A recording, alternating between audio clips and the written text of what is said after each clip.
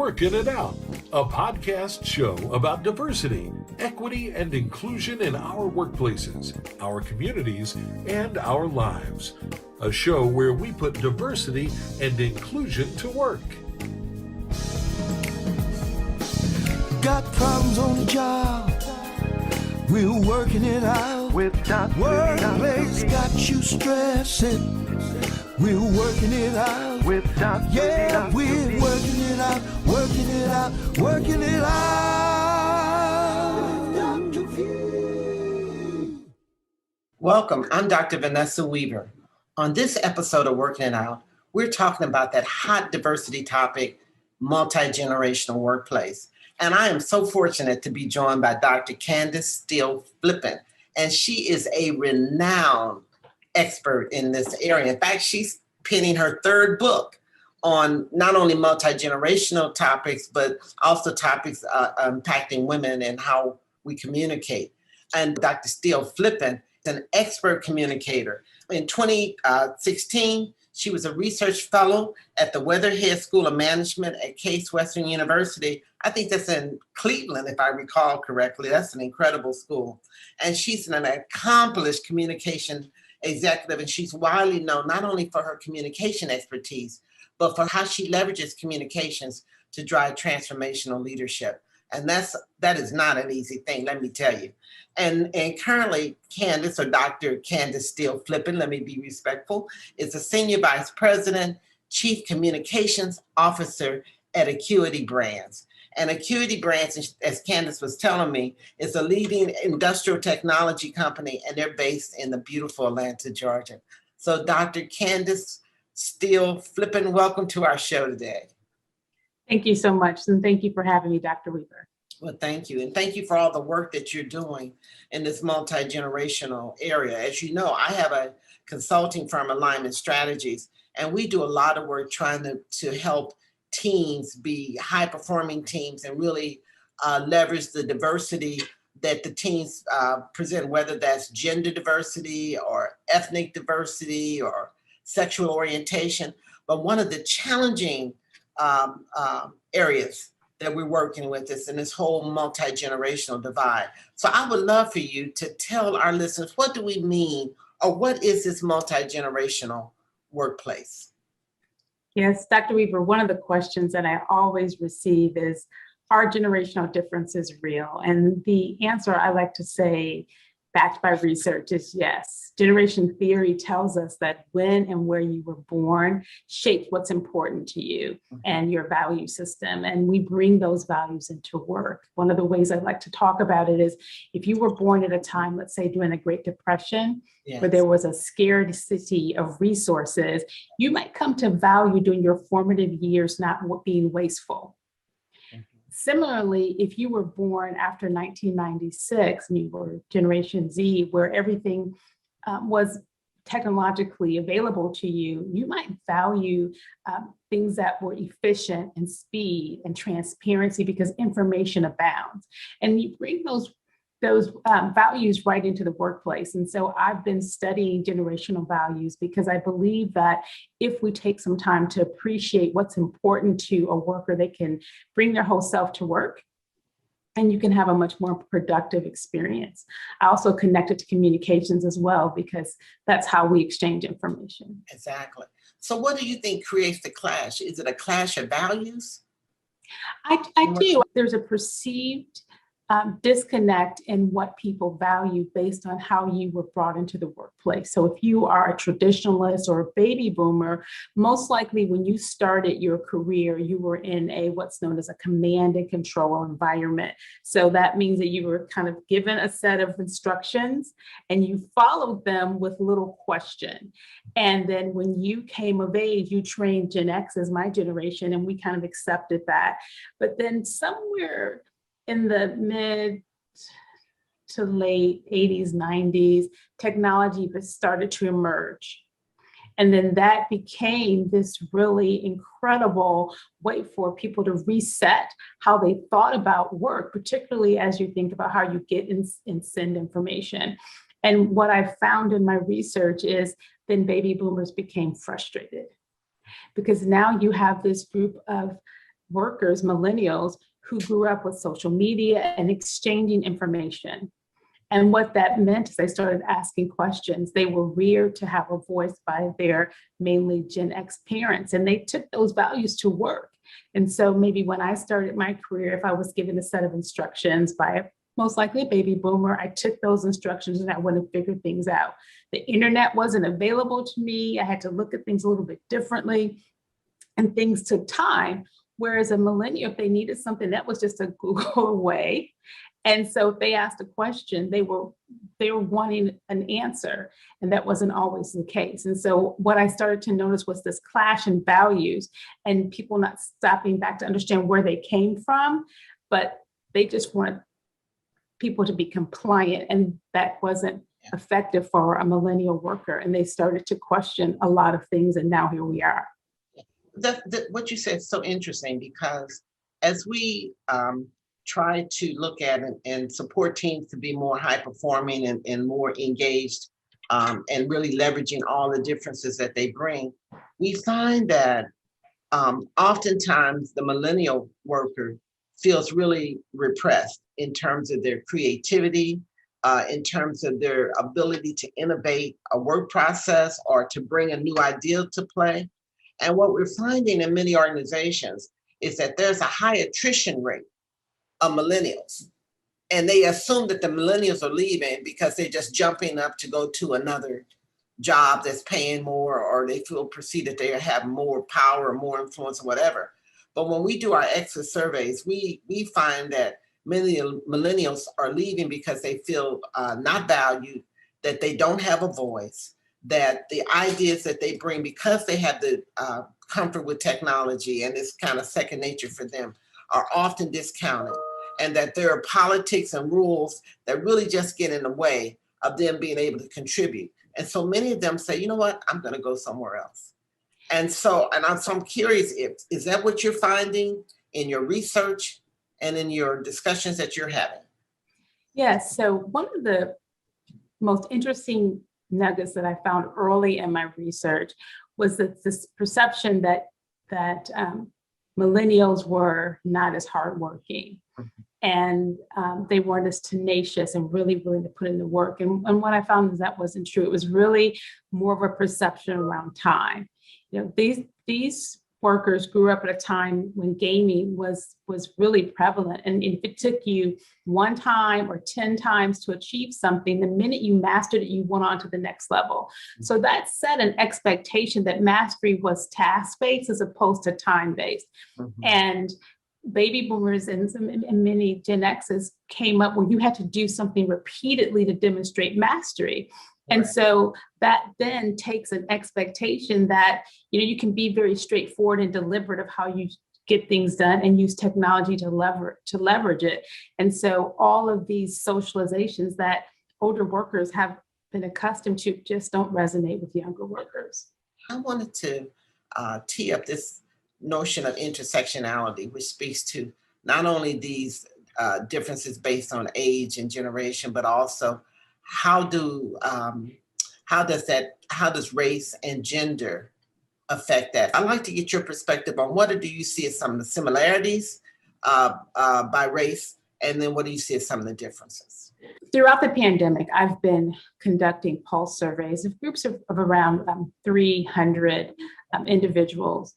And I was wondering how these issues around race and social injustice and COVID and the economy was impacting how people felt about their careers. And what I found is that millennials and Gen Z, by far, almost 70%, now want to do more purpose-driven work. And nearly 50% are rethinking their long-term career goals because of all the things that happened last year in 2020 around social injustice and race in the economy and COVID-19. Let me interrupt you just for 1 second. What do you mean by purpose-driven work? I just want to make sure that. They want to know that the work that they're doing for their employer is somehow contributing to the greater good. It doesn't mean that if today you're a lawyer, tomorrow you want to be a community organizer. It just means that you want to know that there's a broader meaning to what you're doing to a larger society, as opposed to what you're doing for as an individual in your own circumstance. And that's so interesting because I was reading a study by Glassdoor. And in that study, they showed that 70% of the millennials expect their employer to react and respond to this racial reckoning that was going on in the world. And so when you talked about the greater good or that their work should have meaning, that seemed to be a connection. They really did not want their employee to be silent. Absolutely. And even in my studies early on last year, I found that almost 40% felt that their employers really were not doing enough. When they say so there's still work to be done. What would be an examples for them of employers not doing enough? What would they be looking for? They were silent during all the unrest that we saw in our country around issues of racism. Many organizations are doing a lot of great work around talking about diversity and equality, but they're not talking about the root cause. In our country, some of them reported that they didn't see any change in issues around equity in their organization, even though it was a global topic. And their managers were not having conversations with them about how it impacted them. And this is the general population, both white and non-white employees. What I've seen in terms of intersectionality with race, since I've been looking at this last year, is a discontent with the social contract that an employer will have with its employee. And so in the past, that transaction, that social contract of, you come into this establishment, there's a role that you do, there's certain compensation and benefits that go with that, and there's a certain way that you can conduct yourself in that environment was challenged more so last year with the intersection of how social issues play. And so if you think about this in terms of an organization, they're focused on their mission and what their obligations are to their stakeholders, whether those stakeholders be the general public, whether those stakeholders be the community or shareholders, aside from just their employees and their customers.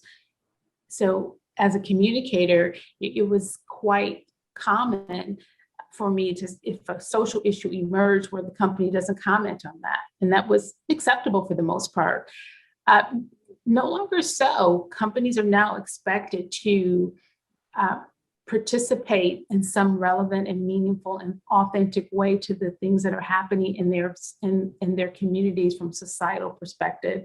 And what I've seen is, as it relates to issues around equity and race and belonging, there's certain populations, such as people of color, who are now asking their employers to do more than just have diversity commitments, but really to go the next step further to talk about inclusion and belonging and equity in terms of how I can show up as my whole self as a person of color, equity in terms of being intentional and looking at the pay structures and promotional opportunities as it relates to that. And then I also think that there's a lot more transparency that employees are having with one another about what's happening for these topics than employers realize. When I was coming up in my career, you didn't talk about your pay. Yeah. So it could be this black box around it. Yeah. But young people feel, and in my research, they quite candidly say, why can't I ask someone what they're being paid? I want to make sure that this is fair and equitable. When someone is going to work for a company, they're looking for people of color, and they're asking people, how do you treat Black people here? How do you treat, Latinos? Like, what's going on? People want to know. And so what I've noticed is that there is a expectation that younger workers have in terms of being able to bring their whole self and not have their identity challenged when they walk into an employer. And that's very different than, 15, 20 years ago. Exactly. And it's interesting when you think about, in particular, the millennials and the Gen Zs, people often talk about the negative aspects. There's not a commitment to any employees, all about themselves. But as I look at the role that they played, they brought this whole notion of being your authentic self. Although it wasn't original, it clearly gained momentum and had a broader expectation. And I think that's been a gift that they brought to the organization. Even though we recognize that there are generational differences between women, there's still some realities that are occurring in the workplace, and that is women are still underpaid relative to men in the workplace. And multicultural women, I'm defining that as women who are Black and brown, are still underpaid versus Caucasian women in the workplace. And I don't know yet about this generational, if there's a difference in pay for women based on certain generations. But as you think about that, what is it that women really want in the various generations? I mean, so a woman that's a baby boomer and she's really at the stage of considering retirement or being retired versus one who's a millennial or a Gen Z who's entering the workplace. What are the differences that you see? Because you talked earlier about the importance of values and how our values are very much driven by the period of time that we are evolving as people and as individuals. So what are some of the generational differences that you see among women? Well, interestingly, when it comes to the workplace, I started my research trying to answer a question about the value of work-life balance. You know, about 5 years ago, we started hearing a lot of conversations about how younger generations want more work-life balance, and women needed and wanted more work-life balance. And so I conducted a series of interviews and focus groups and came up with 6 different topics and interviewed about 1,000 men and women to understand where these professional values land as it relates to getting a promotion, performance, work-life balance, changing a career, retirement. And what I learned is, regardless of generation group, what women really valued was performance. They really wanted to know that the work that they were putting in was meeting a certain standard to get them ready to go do something next. And that was very different for men who mainly prioritized making more money. And so when I looked at that as a communicator, I wanted to understand the intersectionality between communications and performance. And so I conducted a study of 1,400 women to try to understand which dimensions of interpersonal communications really mattered in terms of them showing up at work. And I looked at a set of almost a dozen of these different ways that we exchange information, both verbally and non-verbally. And what I learned by generation group of women is that baby boomer females really want and aspire to having really good quality active listening techniques. So that's making sure that you're providing eye contact to someone, not maybe looking at your device when you're talking to them or looking away, paraphrasing, making sure that you're being present in that conversation with them. Gen X, my generation, we really focus on leading teams, collaboration, teamwork. So all the communications techniques that keep people informed, recognition, providing feedback loops, bringing people together, consensus building. And for millennials and Gen Z, they really preferred and resonated with empathy, putting yourself into someone else's shoes, making sure that you are open and receiving that information or that dialogue and that exchange, whether or not you share that same view or those values. And so what I've come to appreciate is that in order to really think about how to get the most out of women, development is important to them. And if you're looking at it from a generational context, honing your listening skills, your collaboration skills, and your ability to show and be empathetic are really important. Well, if you think of a common denominator among all 3 of those sectors or generations of women is obviously who you work for, your supervisor. So what have you found to be an effective way to help supervisors understand these generational differences around communication needs, around aspirational needs, around values between generations of women? And how can they prepare themselves to be responsive to that? The first thing I often challenge people to do is just be more self-aware. And that, if you really want to get the best out of someone, you have to think about that person as an individual. And then if you leverage the research, at least for my research, perhaps underpinned by all the inequities that we've seen for women, making sure that that person knows that you're going to invest in their training and development so they can perform well. That's going to be really important. And then just being open for feedback loops. If, unfortunately, there are still a lot of organizations that are rooted in command and control. So those valuable feedback loops are missing. So being open to feedback and being willing to course correct to get the most out of someone is important. One aspect of our show that I really like to engage in is to have a conversation with you about your why. Because I'm fascinated by you. The research that you're doing, your ability to relate it to the workplace is so practical and helpful. So how did you get into this? Why you in this space and this time? So you mentioned the word practical, and it's for a pragmatic reason. About 15 years ago, I started to see a shift in how consumers were interacting with my organization. I started to see frustration by leaders interacting with the people in their organizations and on their teams. And it was really about how baby boomers were frustrated by millennials, and millennials were frustrated by baby boomers, and I'm in Gen X in the middle. And so I started to look for information to kind of help me. And everything that I found was very negative. And so I wanted to participate in that dialogue. I often say that I am unapologetic about using my time and resources to make the world a better place. Certainly people invested a lot in me. And so I view this body of research that I'm doing as part of my gift back to the workplace to make it better and provide more room for more women and people of color to accelerate into these positions that are going to be open, because older workers are starting to retire and there'll be room. Well, I know you're getting ready to give us another gift with your third book, and it's kind of geared towards women. And the title of that book is How to Get Your Career in Shape. And it's coming out in the fall of 2021. Am I correct? It's actually coming out in early 2022. But the pre-order will be the pre-order will be available in the fall. So thank you for that. Well, we talked a lot about the difference in values, and that's being predicated on when you were born and the kind of societal kinds of issues and realities that were going on.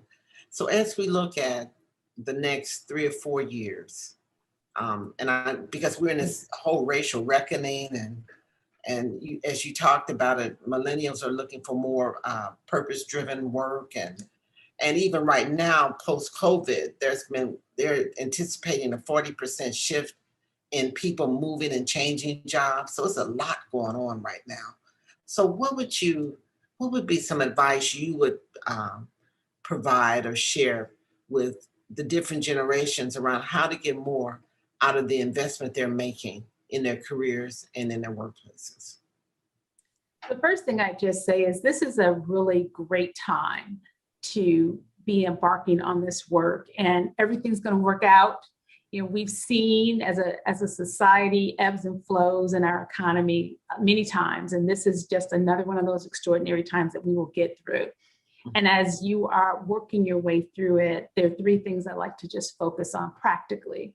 The first is to really move forward with a lot of intentionality around purpose and making sure that you understand and that your teams and your employees understand the value of what your mission is and the relevancy to it, to the greater good, to the broader society.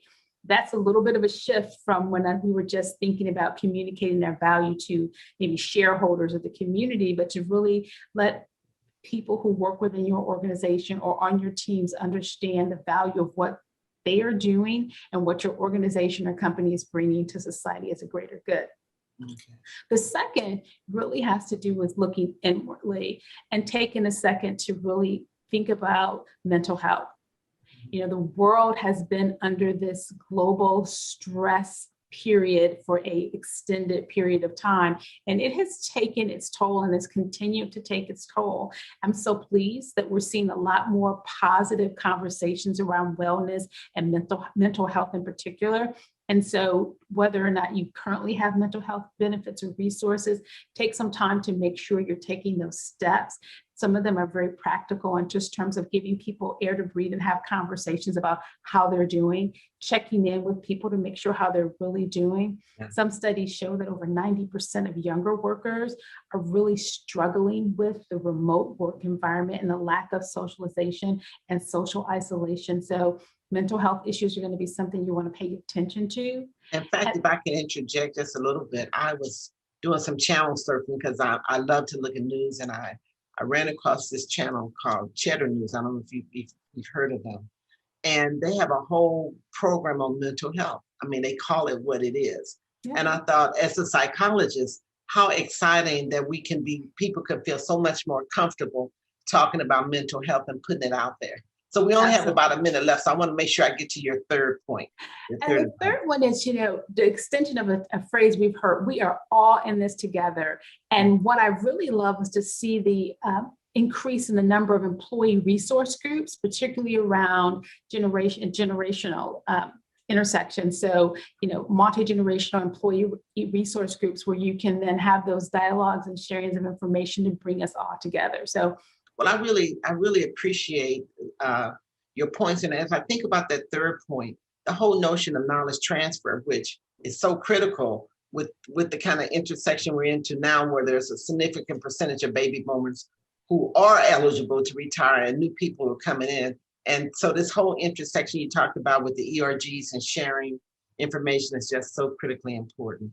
I want to thank you so much, Dr. Candace Steele Flippin, for being our guest today, talking not only about multi-generational issues in the workplace, but also the benefits of multi-generational groups in the workplace. So I'm Dr. Vanessa Weaver, your host for Working It Out, and we wish you a safe, productive, and happy week.